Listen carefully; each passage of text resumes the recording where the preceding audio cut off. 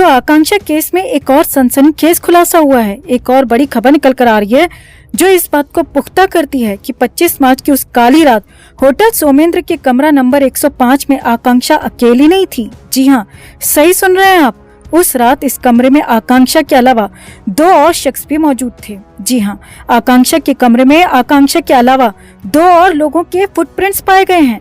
तो आखिर क्यों पुलिस ने छिपाई इतनी बड़ी बात? कौन थे वो 2 लोग जिनके फुटप्रिंट्स आकांक्षा के कमरे में मिले, और क्यों होटल ने डिलीट कर दिया सीसीटीवी फुटेज?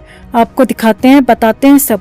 आप भी आकांक्षा के इंसाफ के लिए इस खबर को ज्यादा से ज्यादा लाइक और शेयर करें और कमेंट में जस्टिस फॉर आकांक्षा लिखना ना भूलें। चैनल को सब्सक्राइब कर चैनल के साथ जुड़कर हमारी आवाज बने।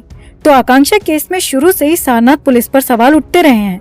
हमने भी देखा था कि शुरुआत में किस ढिलाई से पुलिस ये केस हैंडल कर रही थी, मगर आकांक्षा दुबे की मां मधु दुबे ने जब सीएम योगी से गुहार लगाई तब हमें पुलिस एकदम से एक्शन में नजर आने लगी और कुछ उम्मीद भी बंधी कि नहीं, अब पुलिस इस केस की जांच सही दिशा में कर रही है, केस में कार्रवाई कर रही है, आरोपियों को पकड़ रही है, पूछताछ कर रही है। मगर तब भी आकांक्षा दुबे की मां कहती रही कि पुलिस ये सब सिर्फ दिखावे के लिए कर रही है क्योंकि उन पर योगी का हथौड़ा चला है, मगर अंदर खाने वो समर सिंह के हाथों 2 करोड़ में बिक चुकी है। और अब एक ऐसा खुलासा हो गया है जिससे एक बार फिर सारनाथ पुलिस पर से लोगों का भरोसा उठता नजर आ रहा है दोस्तों। जी हाँ, सूत्रों के हवाले से बड़ी खबर निकल कर आ रही है कि जब पुलिस ने आकांक्षा के कमरे की जाँच की थी तब उस कमरे में 3 लोगों के फुटप्रिंट्स पाए गए थे। जी हाँ, बिल्कुल सही सुन रहे हैं आप। पुलिस की जांच में उस कमरे में आकांक्षा के अलावा 2 और लोगों के फुटप्रिंट्स भी पाए गए थे, जिसे लेकर पुलिस ने कोई खुलासा नहीं किया और ये बात मीडिया से भी छिपाई गई। हालांकि अब ये खुलासा होते ही सवाल उठ रहे हैं कि आखिर वो फुटप्रिंट्स किसके थे, कौन 2 लोग और थे आकांक्षा के कमरे में।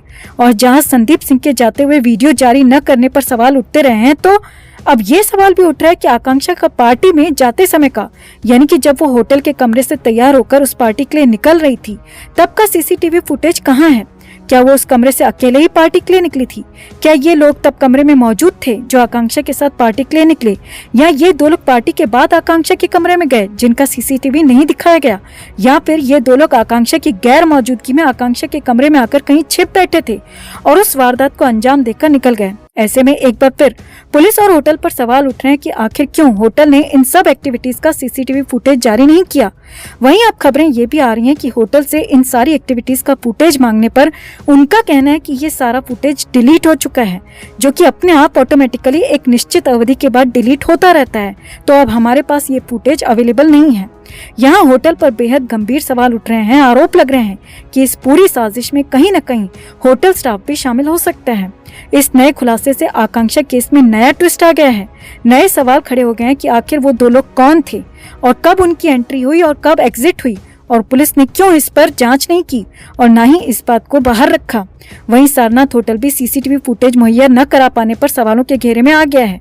तो आपको क्या लगता है दोस्तों, क्या पुलिस को जांच नहीं करनी चाहिए कि आखिर वो 2 फुटप्रिंट्स किन 2 लोगों के थे, कौन और कब आया आकांक्षा के कमरे में, कब बाहर गया? वहीं होटल स्टाफ से भी सख्ती से पूछताछ होनी बेहद जरूरी है। आपको क्या लगता है? कमेंट में इसे लेकर आप भी अपनी बात, अपनी राय जरूर रखें और वीडियो को ज्यादा से ज्यादा लाइक और शेयर कर अपना प्यार और सपोर्ट भी जरूर दिखाएं। तो दोस्तों, जैसा कि आप सब जानते हैं कि आकांक्षा को हमारे बीच से गए 1 महीने से भी ज्यादा का वक्त गुजर चुका है। वहीं इस दौरान इस 1 महीने में काफी कुछ हुआ, मगर फिर भी अभी तक पुलिस के हाथ कुछ ऐसा ठोस सबूत, ऐसा ठोस गवाह हाथ नहीं लग पाया है जिसे वो कोर्ट में रखकर आकांक्षा को न्याय दिला सके। हालांकि पुलिस समर सिंह और संजय सिंह को हिरासत में लेकर पूछताछ कर चुकी है, मगर फिर भी अब तक ऐसा कुछ सामने नहीं आ पाया है जिससे कि कोर्ट इन पापियों को सजा दे सके। ऐसे में जब खुद आकांक्षा आ गई अपनी गवाही देने उस वीडियो के रूप में, तो तब से लगातार पुलिस और प्रशासन पर दबाव बना हुआ है कि अब किस सबूत, किस गवाह की राह देखी जा रही है। तो अब जब समर सिंह की न्यायिक हिरासत पूरी होने जा रही है, तो बढ़ते प्रेशर के बीच कोर्ट ने भी पुलिस को फटकार लगाते हुए बड़ी वार्निंग दे दी है और समर सिंह के वकीलों को भी एक नसीहत दी है। तो बताते हैं आपको कोर्ट ने आखिर पुलिस और समर सिंह के वकीलों को किन सवालों के जवाब ढूंढ लाने का दे दिया है अल्टीमेटम। आप भी आकांक्षा के इंसाफ के लिए इस खबर को ज्यादा से ज्यादा लाइक और शेयर कर अपना प्यार और सपोर्ट दिखाएं और कमेंट में जस्टिस फॉर आकांक्षा लिखना ना भूलें।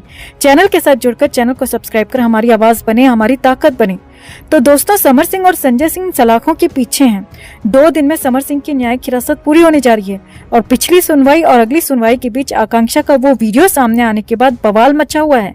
ऐसे में फैंस के बीच बेहद आक्रोश है।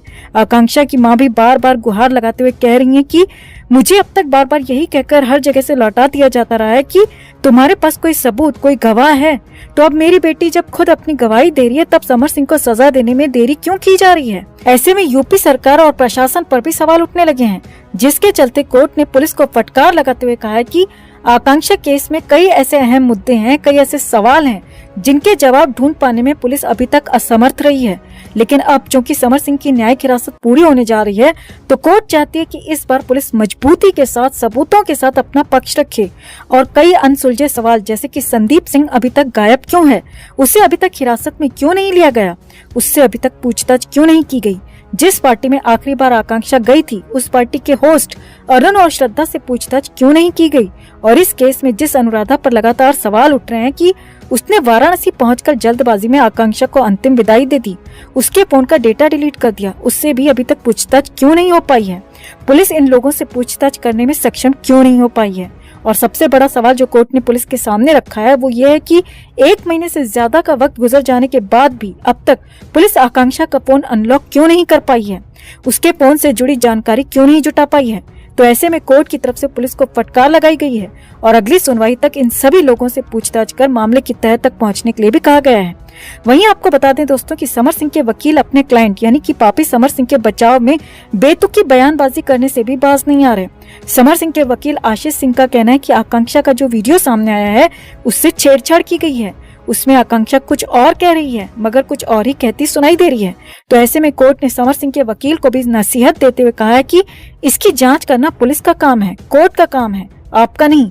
आप अपने मुवक्किल के सपोर्ट में जो सबूत, जो दलीलें, जो गवाह रख सकते हैं उन पर ध्यान दें, इस तरह की बेतुकी बयानबाजी से बचें। तो ऐसे में उम्मीद जताई जा रही है कि अब कोर्ट की फटकार लगने के बाद पुलिस डबल एक्शन में नजर आ सकती है और बहुत जल्द इन सभी लोगों की गिरफ्तारी भी हो सकती है, पूछताछ हो सकती है, जिन्हें लेकर कोर्ट ने भी पुलिस को अल्टीमेटम दे दिया है। तो आपका क्या मानना है दोस्तों? क्या इस केस में इन सभी लोगों से सख्ती से पूछताछ नहीं होनी चाहिए? क्यों संदीप सिंह से अभी तक पूछताछ नहीं हुई? पार्टी के होस्ट अरुण और श्रद्धा का क्यों अब तक कोई अता पता नहीं? उनसे पूछताछ क्यों नहीं हुई? ये सारे ही लोग आकांक्षा केस में संदिग्ध हैं, जिन पर सवाल उठते रहे हैं, मगर पुलिस अभी तक इन तक नहीं पहुंच पाई है। और जब तक पुलिस इन तक नहीं पहुंच पाती, कई ऐसे सवाल हैं जिनके जवाब नहीं मिल सकते, आकांक्षा को इंसाफ नहीं मिल सकता। क्या आपको नहीं लगता कि जब तक ये सारे लोग पुलिस की पकड़ में नहीं आ जाते, तब तक आकांक्षा केस की गुत्थी नहीं सुलझ सकती? आप भी कमेंट में से लेकर अपनी बात, अपनी राय जरूर रखें और वीडियो को ज्यादा से ज्यादा लाइक और शेयर कर अपना प्यार और सपोर्ट भी जरूर दिखाएं।